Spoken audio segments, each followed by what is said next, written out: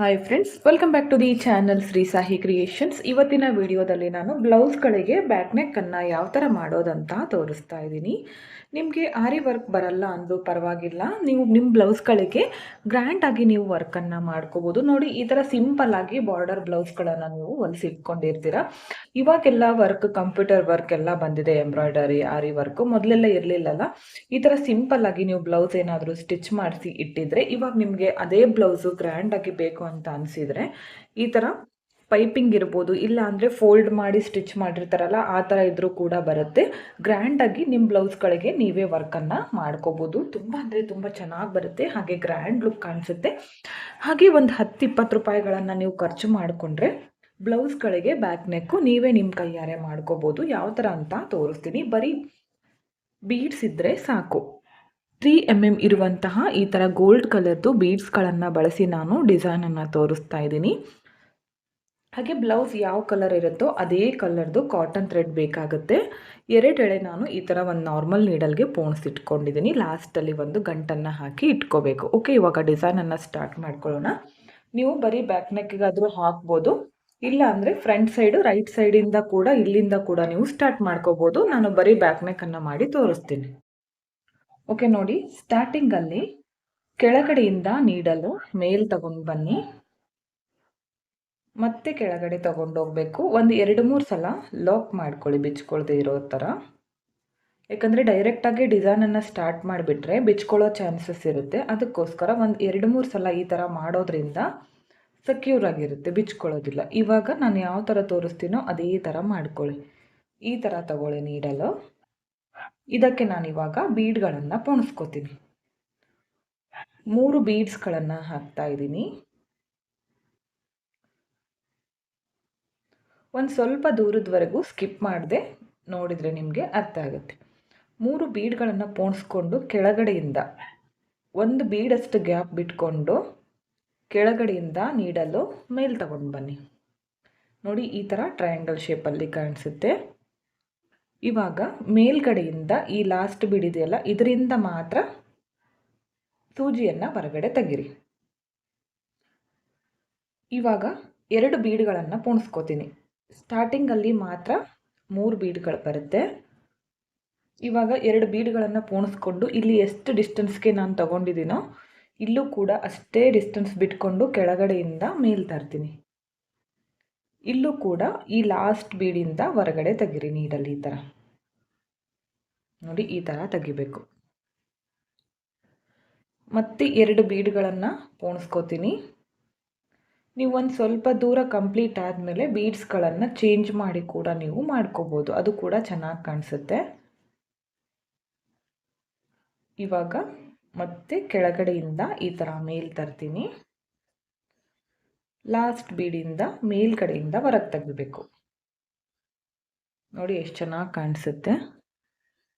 ನೀವು ಬೇಕಿದ್ದರೆ ಇಲ್ಲಿ ಬ್ಲೌಸಲ್ಲಿ ರೆಡ್ ಕಲರ್ ಬಂದಿದೆಯಲ್ಲ, ರೆಡ್ ಕಲರ್ ಪರ್ಲ್ಸ್ ಇರುತ್ತಲ್ಲ ಅದನ್ನು ಬಳಸ್ಬೋದು. ಇಲ್ಲ ಅಂದರೆ ಸೀರೆಯಲ್ಲಿ ಕಲರ್ ಕಾಂಬಿನೇಷನ್ ಯಾವುದಿರುತ್ತೋ ಆ ಥರ ಬೀಡ್ಸ್ಗಳನ್ನು ತಂದು ನೀವು ಬಳಸ್ಬೋದು. ಕಲರ್ ಮಾಡಿ ಹಾಕ್ಕೋಬೋದು. ನೀವು ಮಲ್ಟಿ ಕಲರ್ ಕೂಡ ಯೂಸ್ ಮಾಡ್ಕೋಬೋದು. ನಾನಿಲ್ಲಿ ಬರೀ ಸಿಂಗಲ್ ಕಲರ್ ತೋರಿಸ್ತಾ ಇದ್ದೀನಿ. ಮತ್ತೆ 2 ಬೀಡ್ಗಳನ್ನು ಪೋಣಿಸ್ಕೊಂಡ್ಮೇಲೆ ಕೆಳಗಡೆಯಿಂದ ಮೇಲ್ ತರಬೇಕು. ಇವಾಗ ಲಾಸ್ಟ್ ಬೀಡಿಂದ ಹೊರಗಡೆ ತೆಗಿಬೇಕು. ಮತ್ತೆ 2 ಬೀಡ್ಗಳನ್ನು ಪೋಣಿಸ್ಕೋತೀನಿ. ಇದೇ ಥರ ಮಾಡ್ತಾ ಹೋಗಿ. ತುಂಬ ಈಸಿ ಇದೆ, ಹಾಗೆ ನೋಡೋದಕ್ಕೂ ಕೂಡ ಗ್ರ್ಯಾಂಡಾಗಿ ಬರುತ್ತೆ. ಆರಿ ವರ್ಕ್ ಬರಲ್ಲ ಅಂದರೂ ಕೂಡ ನೀವು ಗ್ರ್ಯಾಂಡಾಗಿ ಬ್ಲೌಸ್ಗಳಿಗೆ ವರ್ಕನ್ನು ಮಾಡ್ಬೋದು.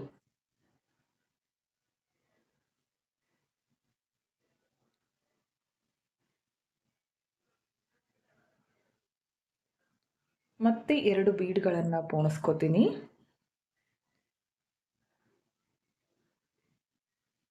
ಕೆಳಗಡೆಯಿಂದ ಸೇಮ್ ಡಿಸ್ಟೆನ್ಸ್ಗೆ ಸೂಜಿಯನ್ನು ಮೇಲ್ ತರಬೇಕು.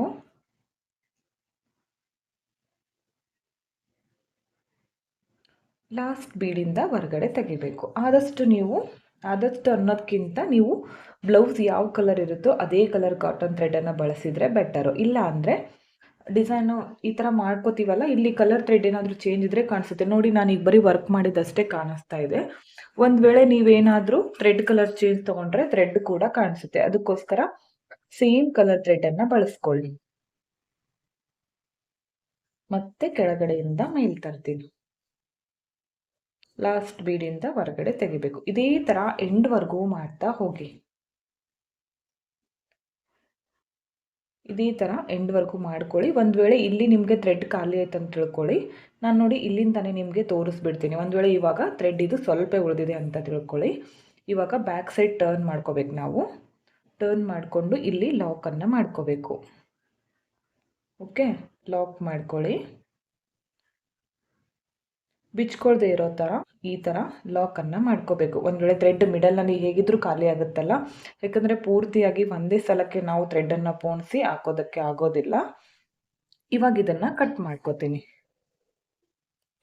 ನೋಡಿ ಕಟ್ ಮಾಡ್ಕೊಂಡಲ್ಲ. ಈಗ ಮತ್ತೆ ಇದನ್ನು ಪೋಣಿಸ್ಕೊಂಡಿದ್ದೀನಿ ಅಂತ ತಿಳ್ಕೊಳ್ಳಿ. ನಾನು ಇದನ್ನೇ ನಿಮಗೆ ತೋರಿಸ್ತಿದ್ದೀನಿ. ಒಂದು ವೇಳೆ ಥ್ರೆಡ್ ಖಾಲಿ ಆದರೆ ಏನು ಮಾಡಬೇಕಂತ. ಮತ್ತೆ ಸೇಮ್ ಕಲರ್ ಕಾಟನ್ ಥ್ರೆಡನ್ನು ಪೋಣಿಸ್ಕೋಬೇಕು. ಥ್ರೆಡ್ ಖಾಲಿ ಆದಮೇಲೆ ಈ ಥರ ಲಾಕ್ ಮಾಡಿಕೊಂಡು ಕಟ್ ಮಾಡ್ಕೊಂಡ್ಮೇಲೆ ಮತ್ತೆ ಪೋಣಿಸ್ಕೊಂಡು ಸೇಮ್ ಇಲ್ಲಿಗೇನೆ ಕೆಳಗಡೆಯಿಂದ ತರಬೇಕು ನೀಡಲ್.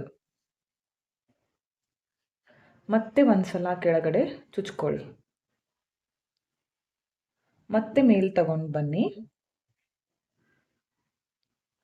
ಮೇಲ್ ತಂದು ಈ ಬೀಡಿಂದ ಹೊರಗಡೆ ತೆಗಿರಿ. ಅದಾದಮೇಲೆ 2 ಬೀಡ್ಗಳನ್ನು ಪೋಣಿಸ್ಕೊಳ್ಳಿ. ಮತ್ತೆ ಆ್ಯಸ್ ಇಟ್ ಈಸ್ ಇದೇ ಥರ ಕಂಟಿನ್ಯೂ ಮಾಡ್ತಾ ಹೋಗಬೇಕು. ಯಾಕಂದರೆ ಕೆಲವೊಬ್ರು ನನಗೆ ಕಮೆಂಟ್ ಆಗ್ತಾ ಇರ್ತೀರಾ, ಈ ಥರ ಡಿಸೈನ್ಸ್ಗಳನ್ನು ತೋರಿಸಿದಾಗ ಮಿಡಲ್ನಲ್ಲಿ ಥ್ರೆಡ್ ಖಾಲಿ ಆದರೆ ಯಾವ ಥರ ಜಾಯಿಂಟ್ ಮಾಡ್ಕೋಬೇಕಂತ. ಸೇಮ್ ಇದೇ ಥರ ಮಾಡ್ತಾ ಹೋಗಿ. ನಾನೀಗ ಪೂರ್ತಿಯಾಗಿ ಕಂಪ್ಲೀಟ್ ಆದಮೇಲೆ ತೋರಿಸ್ತೀನಿ. ಓಕೆ ಫ್ರೆಂಡ್ಸ್, ನೋಡಿ ಎಂಡ್ವರೆಗೂ ಇದೇ ಥರ ಮಾಡ್ಕೊಂಡಿದ್ದೀನಿ. ಹಾಗೆ ಮಧ್ಯದಲ್ಲಿ ದಾರ ಖಾಲಿ ಆದಾಗ ಏನು ಮಾಡಬೇಕಂತ ಅದನ್ನು ಕೂಡ ತೋರಿಸ್ಕೊಟ್ಟಿದ್ದೀನಿ. ಲಾಸ್ಟಲ್ಲಿ ಕೂಡ 2 ಬೀಡ್ಗಳನ್ನು ಹಾಕಿ ಈ ಥರ ಮಾಡ್ಕೊಂಡಿದ್ದೀನಿ. ಇವಾಗ ಬ್ಯಾಕ್ ಸೈಡಲ್ಲಿ ಲಾಕನ್ನು ಮಾಡ್ಕೊಳ್ಳೋಣ. ಇದೇ ಥರ ನೀವು ಸ್ಲೀವ್ಸ್ಗೂ ಕೂಡ ಮಾಡ್ಕೋಬೋದು. ಆಲ್ರೆಡಿ ತೋರಿಸಿದ್ದೀನಿ ಸ್ಲೀವ್ಸ್ಗೆ ಹಾಕಿ. ಲಾಸ್ಟಲ್ಲಿ ವಿಡಿಯೋ ಎಂಡ್ ಆಗುವಾಗ ಕಾಣಿಸ್ತಾ ಇರುತ್ತೆ, ಬೇಕಂದರೆ ಚೆಕ್ ಮಾಡ್ಕೊಳ್ಳಿ. ವಿಡಿಯೋ ಸಿಗುತ್ತೆ ನಿಮಗೆ. ಇಲ್ಲಾಂದರೆ ಲಿಂಕ್ ಅಂತ ಕಮೆಂಟ್ ಮಾಡಿ, ನಾನು ನಿಮಗೆ ಕಳಿಸ್ಕೊಡ್ತೀನಿ ಆ ವಿಡಿಯೋ ಲಿಂಕನ್ನು. ನೋಡಿ ಎಷ್ಟು ಚೆನ್ನಾಗಿ ಬಂದಿದೆ ಅಂತ. ನೋಡಿ ಸಿಂಪಲ್ಲಾಗಿ ಕಾಣಿಸೋದಿಲ್ಲ. ಇವಾಗ ಬ್ಲೌಸ್ ತುಂಬ ಗ್ರ್ಯಾಂಡ್ ಲುಕ್ ಬರುತ್ತೆ ಬ್ಲೌಸ್ಗೆ. ನೋಡ್ತಾ ಇರ್ಬೋದು. ಫೈನಲ್ ಲುಕ್ ತೋರಿಸ್ತೀನಿ. ಹಾಕೋದಕ್ಕೆ ಈಸಿ ಆಗಿದೆ. ಜಾಸ್ತಿ ಖರ್ಚಿಲ್ಲದೆ ನೀವು ಬ್ಲೌಸ್ಗಳಿಗೆ ಬ್ಯಾಕ್ ನೆಕ್ಕನ್ನು ಮಾಡ್ಕೋಬೋದು. ಓಕೆ ಫ್ರೆಂಡ್ಸ್, ನೋಡಿ ಫೈನಲ್ ಲುಕ್ ಈ ತರ ಕಾಣಿಸ್ತಾ ಇದೆ. ತುಂಬಾ ಚೆನ್ನಾಗಿ ಬಂದಿತ್ತು. ನಿಮಗೂ ಕೂಡ ಇಷ್ಟ ಆಯ್ತು ಅನ್ಕೋತೀನಿ. ಇಷ್ಟ ಆಗಿದ್ರೆ ಒಂದು ಲೈಕ್ ಮಾಡಿ, ಹಾಗೆ ಫ್ರೆಂಡ್ಸ್ ಗಳಿಗೆ ಶೇರ್ ಮಾಡಿ. ನೀವೊಮ್ಮೆ ಟ್ರೈ ಮಾಡಿ ಯಾವ ತರ ಬಂತೆ ಅಂತ ಕಮೆಂಟ್ ಮುಖಾಂತರ ತಿಳಿಸಿ. ನೋಡಿ ಎಷ್ಟು ಚೆನ್ನಾಗಿ ಬಂದಿದೆ. ಆರಿ ವರ್ಕ್ ಬರಲ್ಲ ಅಂದ್ರೆ ಈ ತರ ಬ್ಲೌಸ್ ಗಳಿಗೆ ಬ್ಯಾಕ್ ನೆಕ್ ಅನ್ನ ಕಡಿಮೆ ಖರ್ಚಿನಲ್ಲಿ ನೀವೇ ನಿಮ್ ಕೈಯಾರೆ ಮಾಡ್ಕೋಬಹುದು. ತುಂಬಾನೇ ಚೆನ್ನಾಗಿ ಬರುತ್ತೆ. ವಿಡಿಯೋನ ಎಂಡ್ ವರೆಗೂ ನೋಡಿದ್ದಕ್ಕೆ thank you friends. Thank you for watching. Thank you.